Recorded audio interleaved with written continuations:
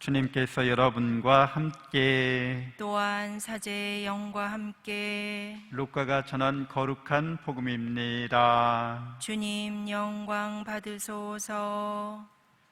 그때 예수님께서 제자들에게 말씀하셨다. 내 말을 듣고 있는 너희에게 내가 말한다. 너희는 원수를 사랑하여라. 너희를 미워하는 자들에게 잘해주고 너희를 저주하는 자들에게 축복하며 너희를 학대하는 자들을 위하여 기도하여라. 네 뺨을 때리는 자에게 다른 뺨을 내밀고 네 겉옷을 가져가는 자는 속옷도 가져가게 내버려 두어라. 달라고 하면 누구에게나 주고 네 것을 가져가는 이에게서 되찾으려고 하지 마라. 남이 너희에게 해주기를 바라는 그대로 너희도 남에게 해주어라. 너희가 자기를 사랑하는 이들만 사랑한다면 무슨 인정을 받겠느냐? 죄인들도 자기를 사랑하는 이들은 사랑한다. 너희가 자기에게 잘해주는 이들에게만 잘해준다면 무슨 인정을 받겠느냐? 죄인들도 그것은 한다. 너희가 도로받을 가망에 있는 이들에게만 구워준다면 무슨 인정을 받겠느냐? 죄인들도 고스란히 되받을 요량으로 서로 구워준다. 그러나 너희는 원수를 사랑하여라. 그에게 잘해주고 아무것도 바라지 말고 구워주어라. 그러면 너희가 받을 상이 클 것이다. 그리고 너희는 지극히 높으신 분의 자녀가 될 것이다. 그분께서는 은혜를 모르는 자들과 악한 자들에게도 인자하시기 때문이다. 너희 아버지께서 자비하신 것처럼 너희도 자비로운 사람이 되어라. 남을 심판하지 마라. 그러면 너희도 심판받지 않을 것이다. 남을 단죄하지 마라. 그러면 너희도 단죄받지 않을 것이다. 용서하여라. 그러면 너희도 용서받을 것이다. 주어라. 그러면 너희도 받을 것이다. 누르고 흔들어서 넘치도록 후하게 되어 너희 품에 담아주실 것이다.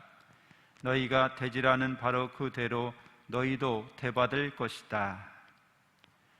주님의 말씀입니다. 그리스도님 찬미합니다.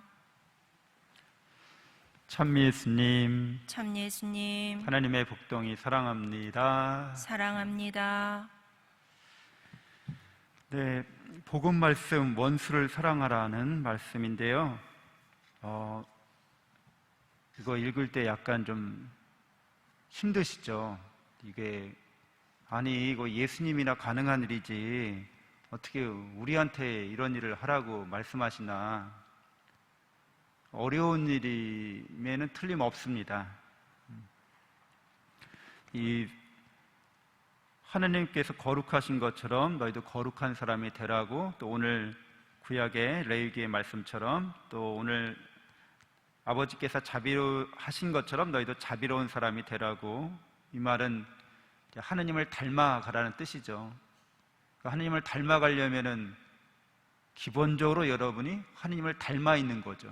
그러니까 닮아갈 수 있는 거죠. 하나님을 닮았다는 뜻은 하나님은 말 그대로 영이시고 그분은 전지전능 전선하신 분인데 여러분이 닮은 구석이 있기 때문에 닮아가라고 이렇게 말씀하시는 거지, 아무 근거 없이 전혀 가능하지 않은데 하라고 이렇게 얘기하는 것은 아닙니다. 미워하는 사람, 또 학대하는 사람 잘해주고 기도해주라고 이렇게 말씀하시는데, 그 뺨을 때리는 사람, 겉옷 가져가는 사람, 꼬달라고 하는 사람, 이런 사람들을 우리에게 해를 끼치고 우리에게 악을 행하는 사람들을 대할 때 이 사람들을 우리가 정의롭게만 내가 대하겠다, 아주 이에는 이로 눈에는 눈으로 이렇게 서로 정확하게 저울질을 해서 나한테 하는 만큼 내가 할 거야, 이런 생각을 갖고서는 절대 할 수 없는 일이죠. 그러니까 이 사람이 나한테 어떻게 대할지를 계속 우리가 따져봐야 되고, 이제 조건을 봐야 되고, 여러 가지를 이제 봐야 되는 거죠. 그래서 이런 모든 말씀들은 무조건 잘해준다기보다도 우리가 손해날 각오를 하긴 하는데, 그리고 오늘 후반부의 말씀처럼 심판하지 마라, 단죄하지 마라 이렇게 말씀하시는데, 이 모든 것들은 우리가 넉넉하게 사랑하는 마음을 갖고 이럴 가능성까지, 이런 조건까지, 이런 상황까지 받아들이겠다는 마음이 우리 안에 먼저 있어야 되는 거죠. 하나님의 사랑받는 복동이라고 우리가 서로 인사했는데, 정말 내가 사랑받는 복동이라는 것들이 먼저 깨달음으로, 확신으로 내 마음 안에 딱 자리 잡은 다음에, 그럼 내가 좀 손해봐도 괜찮아, 이렇게 이 사람이 나를 미워해도 내가 이 사람을 심판하거나 단죄할지라도 내가 이 사람을 사랑하는 마음으로 심판하고 단죄하는 거야. 정말 사랑하는 마음으로 그 사람이 잘 되도록, 올바르게, 그 사람도 거룩하게 자비롭게 삶을 살아갈 수 있도록 내가 어떤 역할을 할 때 심판하고 단죄하는 것처럼 보여줘도 사랑한다는 거죠. 그러니까 기본적으로 우리 안에 하나님을 닮은 구석이 있고 닮아가기 위한 삶을 살아가고, 그러한 모든 힘은 하나님께서 우리에게 사랑과恩초로 충만하게 우리에게 이미 주셨기 때문에 우리가 손해나는 것 같아도 손해가 아니고, 그래서 이렇게 베풀고 나눌 수 있고, 그 사람을 위해서, 그 사람이 잘 되게 하기 위해서. 그러니까 이 모든 일들은 우리 자신이 바로 이렇게 하나님의 사랑과 은총을 충만히 받고 있다는 것을 깨닫고 확신하는 가운데 마음에서 우러나와서 이렇게 할 수 있어야 된다는 거죠. 근데 자기가 이렇게 사랑받고 은총받고 그래서 영원한 생명과 행복을 이미 받은 사람이라는 깨달음과 확신이 없어. 그리고 늘 이 세상적인 조건 안에서 계산을 해. 네가 나한테 이렇게 했으니까 나도 너한테 이렇게 하는 거야. 늘 이렇게 살면 이 말씀은 불가능하죠. 이거 실천할 수 없는 말씀들입니다. 여러분들 인생을 연극에 비유하기도 하잖아요. 그렇죠? 옛날 그 영국 그리스에서 우리가 연극이 공연될 때, 옛날 고대 그리스에서 희극이나 비극, 주로 이제 두 가지 장르가 있는 거예요. 희극 장르, 비극 장르. 그런데 이제 사람들이 희극 배우나 비극 배우, 누가 더 사람들로 하여금 감동을 줬겠어요? 희극 배우가 감동을 줬겠어요? 비극 드라마가 더 감동을 줬겠어요? 비극입니다. 사람들이 눈물을 펑펑 흘리면서 우는 거죠. 비극 그 드라마가 펼쳐지는 연극 공연을 보면서. 그래서 그것을 이제 카타르시스를 느끼게 한다고 그래요. 시원해지는 거죠. 속이 시원해져. 속이 비워지면서 그 감정의 응어리가 해소되는 거를 경험하는 거예요. 이 비극 드라마를 보면서. 비극이라고 말하는 거는 이제 어떤 평범한 사람의 비극은 별로 우리에게 와닿지 않아요. 위대한 사람의 비극, 그게 더 우리에게 카타르시스를 일으킵니다. 연극 배우들이 이제 연극을 할 때 가면을 써요. 희극 배우들은 희극 가면이 있어요. 아마 제가 직접 가면을 쓰고 공연하는 걸 보진 못했는데, 원형 극장이잖아요. 이렇게 반원 형태의 그런 극장인데, 이렇게 그 무대가 낮고 이렇게 계단을 이렇게 반원 형태로 돼 있어서 이제 소리 울림이 잘 되도록 그렇게 설계한 거죠. 그리고 이 가면을 써서 아마 여기에서도 공명 현상이 일어났을 것 같아요. 비극 가면을 쓰면 이렇게 우는 사람 얼굴 표정인데, 그래서 관객들이 이제 그게 연극이라는 걸 알죠. 근데 비극 어느 영웅의 아주 잘 나가는 사람의, 성공한 사람의 이런 이제 인생의 나락으로 떨어지는 그런 장면을 보면서 이제 이렇게 애통해하고 같이 공감하고 또 여러 복잡한 감정들이 그 연극 대사에서 이제 표현되면서 이제 그 자기의 마음과 같이 해소되는 과정을 겪는 건데, 그러면서 이제 연극이 끝나면 가면을 벗는 거죠. 그리고 이제 박수 치는 거죠. 그러니까 우리 인생도 사실은 그와 같은 건데, 이 연극을 보는 관객들, 그 사람들은 이제 무대를 관조하고 있는 거죠. 무대를 바라보고 있는 거예요. 근데 그 관자가 황새나 두루미나 이런 새들 보면 그 앞에 자가 그런 새를 나타내는 거고, 볼견자를 쓰는 거죠. 그러니까 새가 그런 황새나 두루미나 여러분들 혹시 탄천가에서 볼 때 어떤 모습으로 보고 있어요? 이렇게 마치 거의 움직임이 없는 뭐 조각이나 동상처럼 움직임이 거의 없는 상태에서 그 물속을 뚫어지게 바라보고 있는 모습 있잖아요. 완전히 뭐 몰입해서 바라보고 있는 것처럼. 이제 그래서 관조한다는 것은, 그 드라마를, 연극 무대를 관조한다는 것은 관객들이 홀딱 빠져서 그렇게 보고 있다는 거죠. 그래서 주인공하고 이제 같이 감정을 공유하는 거죠. 거기서 일어나는 모든 일들을. 그래서 울고 웃고 카타르시스가 일어나고 이렇게 하는 거죠. 근데 그렇게 몰입해 있으면서도 이 연극이라는 건 알죠, 우리가. 그래서 여러분들도 아침 드라마, 뭐 막장 드라마 보다가 거기서 악역을 하고 있는 사람이 있잖아요. 그 사람이 가면을 쓴 거죠. 그 역할을 하는, 그렇죠? 근데 어떤 사람들은 너무 몰입하다 보면은 그 악역을 맡은 사람을 이제 어디 식당에서 만나게 되면 가서 등짝을 한테 때려주죠. 똑바로 살아! 막 이렇게. 그러니까 너무 몰입해서 그런 일이 벌어지는데, 그렇게 하면서도 알긴 알잖아요. 이 사람이 진짜 나쁜 사람이 아니라는 걸. 근데 왜 그런 일을 하고 있는 거예요? 너무 몰입해서 이제 그런 일을 하고 있는데, 그게 현실이 아니지만 진실을 담고 있는 거죠. 그러니까 인간의 삶에 대해서, 인간이 어떻게 살아야 되는지에 대해서 이야기해주고 있는 거예요. 그래서 여러분의 삶도 그런 연극 무대에서 펼쳐지는 인생 드라마인 거죠. 그리고 실제로 관객은 여러분의 영입니다. 여러분 자신이 여러분의 인생 드라마를 보고 있는 거예요.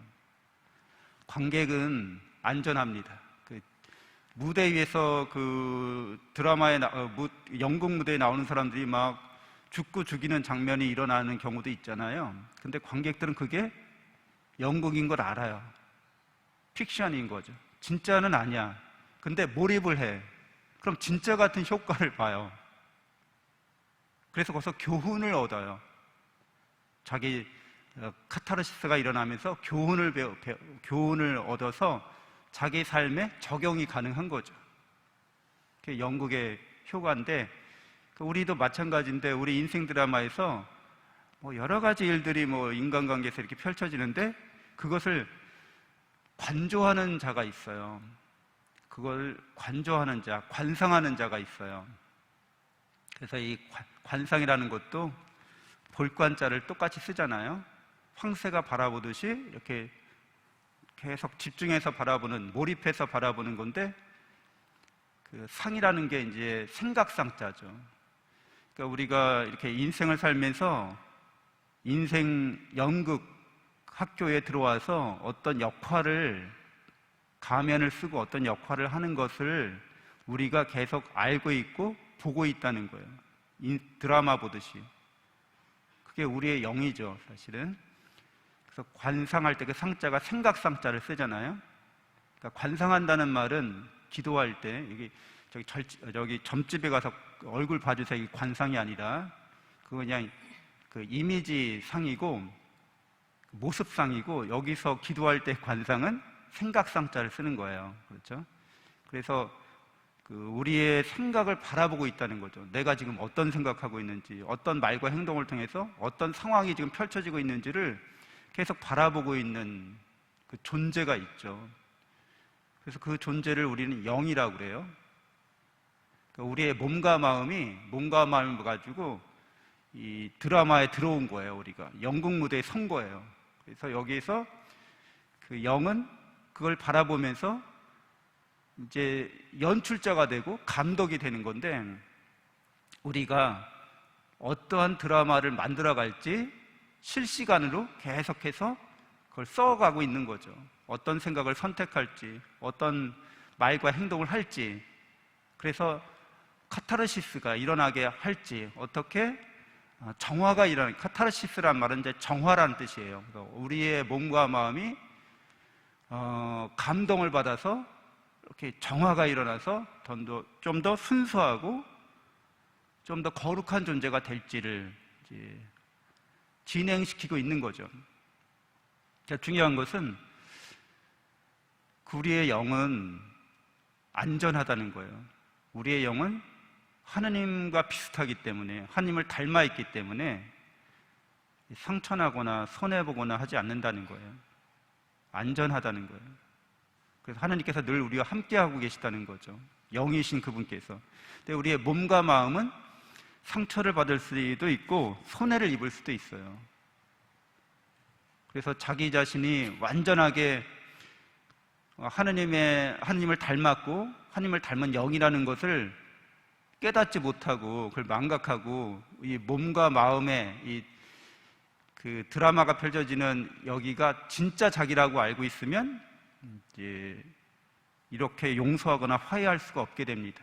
아까 얘기 드린 것처럼 그 드라마를, 아침 드라마를 보다가 그게 드라마이고 저 역할을 한 사람이 진짜 나쁜 사람이 아닌데도 불구하고 너무 몰입을 해가지고 가서 그 사람을 때리고 미워하고 욕하고 막 그러는 거죠. 근데 그렇게 하면서도 사실은 모르고 그러는 건 아니잖아요. 근데 너무 몰입해 있는 거지. 그래서 우리가 인생이라는 드라마를 살 때 때로는 나 저 사람은 절대 용서 못해. 저 사람은 내가 눈에 흙이 들어가지 않는 한 내가 절대 저 사람을 내가 수용하지 않을 거야. 네. 그렇게 말하는 거는 우리에게 정화를 일으키지 않습니다. 그리고 자기가 누군지 제대로 알아서 지혜롭게 그 상황을 사랑으로 우리가 해결할 수 있는 그 길이 막히게 되는 거죠. 그래서 약간 좀 이 내용이 간단한 내용은 아니어서 우리에게 힘이 될 수도 있는데, 또 인생을 꿈이라고도 할 수 있잖아요. 꿈을 깨고 나면 이게 꿈이었구나라고 깨닫게 되는데, 인생을 일장춘몽이라고도 합니다. 봄날에 길게 꿈을 꿨다는 거죠. 그래서 세상을 우리가 마칠 때가 되면 정말 그 말이 진실이라는 걸 알게 됩니다. 우리가 60년, 80년을 살았는데 긴 꿈처럼 여겨지기도 한다는 거죠. 근데 중요한 거는 꿈속에서도 뭐 여러 가지 꿈이 있어요. 뭐 개꿈도 있고, 뭐 현몽도 있고, 뭐 예지몽도 있고 꾸는데 아주 특이한 꿈이 있어요. 그거를 이제 우리가 자각몽이라고 해요. 꿈속에서 꿈이라는 걸 안다는 거죠. 내가 지금 꿈꾸고 있구나.